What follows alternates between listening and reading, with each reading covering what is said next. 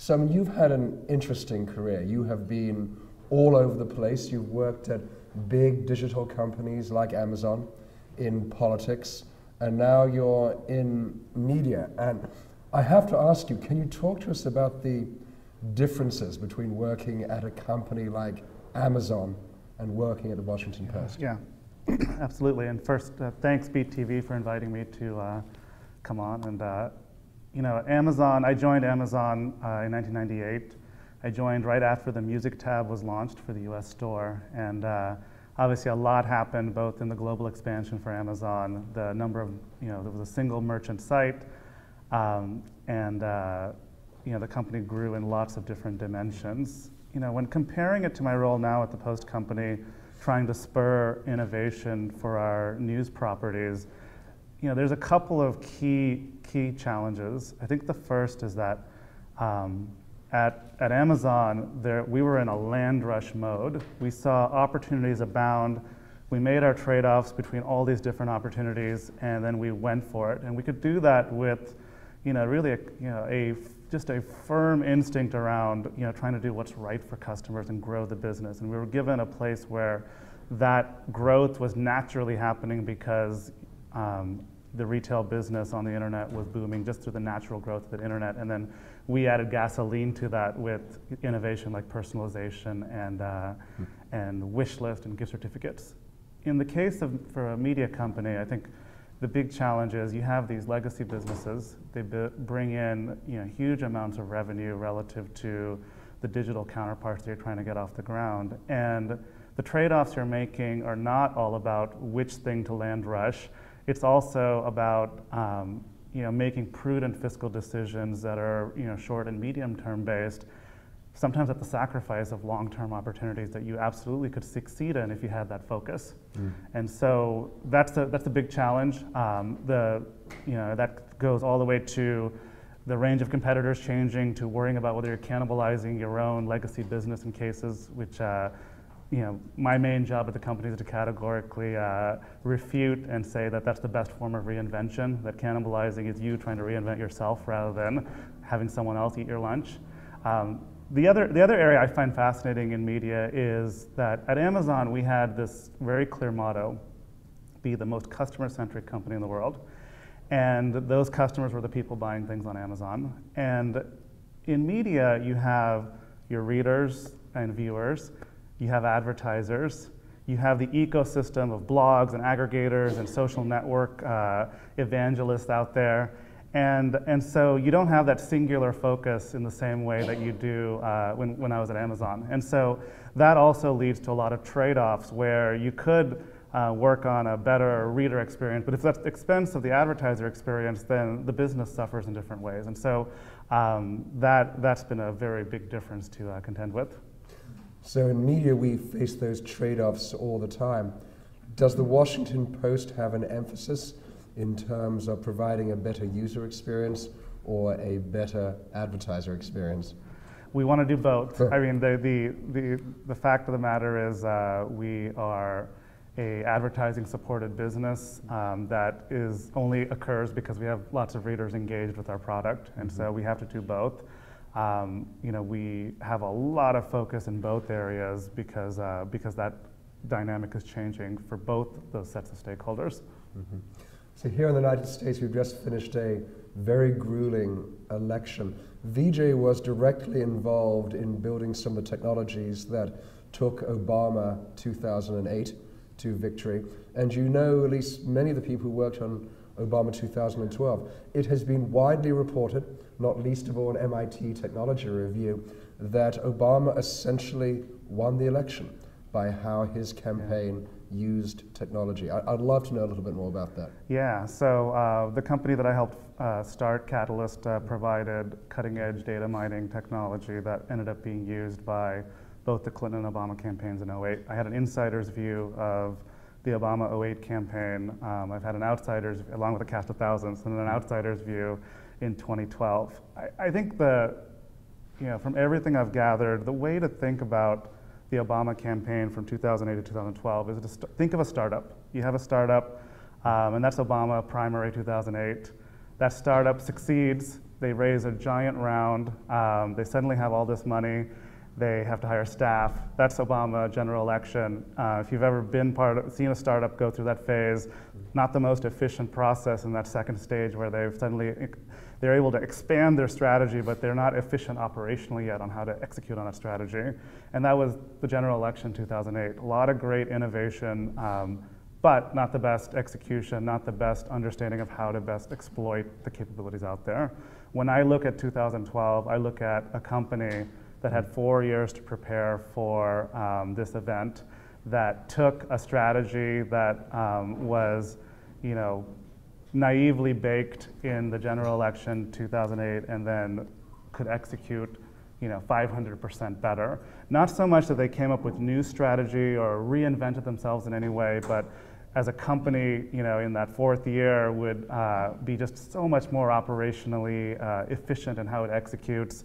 Things that were outsourced, like the data mining, which my company, Catalyst, which continues to survive today, did for them in 2008. They brought that in-house. And just like any mature company will make decisions that this thing is so strategic, we need to bring that in-house. And a lot of that thinking is similar to what I'm doing at the Post company today.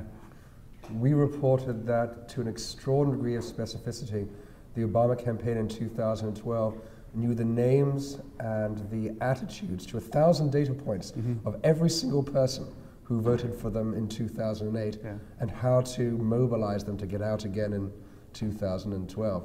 It's an extraordinary thing. Yeah, and many of those seeds were planted in 2008 by the investments made by the Democratic side from 2006 to 2008. So it was all in response to Republican success in 2004, specifically in Ohio. They had made some really good advancements in the micro-targeting space, and a lot of those data points and capabilities of pinpointing were there in 2008, but in 2012 what you saw was a campaign that had done it once, knew all the different flaws operationally, how to take it to another level, and had a lot of time to execute against that. They didn't have to worry about a primary. They were focused on, these are the tactics and techniques that worked in 2008, and here's how we take it to the nth level. We quoted the head of Governor Romney's data mining team, who said very sadly, we weren't even competing in the same election. The subject of this whole event for these 2 days is video. The Washington Post has historically been a very text news-oriented organization. I know experimentation with video is important there. Can you sketch out a map to the future for what part video will play for the Washington Post? Yeah. So at a high level, the Post, prior to my joining 4 years ago, and even up until about 6 months ago, had a video strategy that was about complementing the text articles, lightly, basically adding some, pizzazz to what was being done. They didn't see it as a prime way of delivering news, and which is what we do. And so what has happened in the last few months is that we've invested in a nightly newscast called The Fold, which is off to a great start. And we've discovered that we can break news using The Fold. We get guests that the reporters might not be able to interview in a more classical format in that venue. And we've really enjoyed success with The Fold. We've also really put an eye towards our strategy, where before we were a very WashingtonPost.com centric way of thinking about our content. The Fold is deployed through a Google TV app called Post TV. It's available on Android as well. It's about to launch on Roku. Meanwhile, the Fold videos are being uploaded to YouTube. They're available on the site and featured above the Fold on the homepage in the evenings after the show gets cut. And so there's just a primacy emphasis on this video content matters. It's not a sideshow, it's prime. Inspired by that, where we're going is we're making a much deeper investment in video. We've announced a politics channel that we'll be launching in June of this year. That politics channel will have several other daily recurring series, just like The Fold, to create a must-go-to video portal for our politics content. Coupled with that is a recognition that in this world for video, you need to have a very strong strategy around distribution across all the different outlets that are out there. And so you will see a continued evolution of developing native apps across connected TV and mobile and tablet devices. You'll see distribution agreements with other large publishers who are trying to aggregate video content. and you'll see, Washington Post everywhere.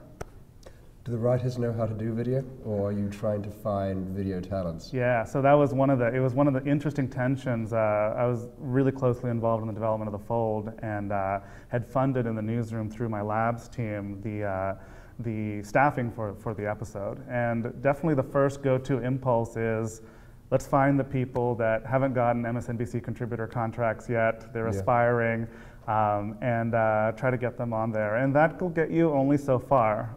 So, we made a very concerted effort to find video-first staffing around this episode and really show the entire newsroom that we can, duke it out with the best of them. We've been able to, in this first series, hire a great team. It's anchored by an Emmy-winning host named Brooke Silva Braga, who is a documentarian, and in a true web spirit, he's also our best lighting guy. He's our, and that's also, you can't have, we don't have the ability to have a CNN-like news crew for our one show. It's so, we've been scrappy with our first video broadcast, and we've essentially taught the organization how to template from there, that if we do 3 shows, here's an efficient yet high quality way to do it. And I should mention, a key part of our strategy, which I think is a little different than some of our other peer publishers who are getting into video, is that we do want quality. We want this to be well packaged. We want this to be really seen as a highly efficient use of time for the viewers. So this isn't about long-winded chats where people might just have it running in the background. This is about, you got home from work, you've started dinner, here's a 15-minute efficient catch-up on the news through video. In a lot of ways trying to capture, I'm sure many of us experienced that, the nightly newscast isn't what it used to be. If you come into your home after 7 p.m., it's really not what it used to be. If cable news is not a good way to catch up on the news. And so we're really trying to strike this highly efficient world for cord cutters as a prime target, and then expand it to people that like online video. So one last quick question. 2 of the biggest trends in the media at the moment are paywalls and native advertising. One of your largest competitors, the New York Times, has been doing some interesting experiments with a metered paywall, 10 stories a month. They're a very permeable metered paywall. And they've also been doing some interesting experiments with what's called native advertising or sponsored advertising. How does the Washington Post regard both those 2 trends? Yeah, so the paywall is something we talk about as we're looking at it, we're just trying to see what models work. We are a free site. We like being a free site today. That might not be how we are 6 months from now, but we continue to analyze it. We do consider ourselves different than a New York Times and a Wall Street Journal. We are a print local newspaper with a national and international digital presence. And that does make us different in how you think about the dynamics of encouraging Sunday print subscriptions, which the New York Times pricing model helps encourage. We don't distribute nationally our print newspaper, so that same kind of carrot is not there. So we have to think about it in our own unique way. We do feel like we're unique in our presence of covering Washington and politics while also being a local must-read for the DC area. And so you'll see us evolving and trying to figure out where to go. But for now, we're a free site, and that's the way it is. With respect to native content, we continue to experiment. Slate, particularly, which we also own, slate.com, has been working in that area. It's again, it's about that trade-off. If we can do it in a way that honors our readers, that is content they want to see, well, then it's a no-brainer to clearly let people know whether it's an editorial piece of content or coming from a partner on the marketing side. But my experience on the web is that if you put great content in front of readers and viewers, they like it, and they, to some extent, they are happy to, if they dig it deeper, to find it. We did an experiment for another product called Washington Post Social Reader with Royal Caribbean, and we had great videos with Michelle Kwan and Greg Louganis, and people loved it. And we were clear about the origins of the video. But it was, we honored the readers. We were able to get it in front of the people who wanted it. If they didn't, they clicked somewhere else, and that's fine.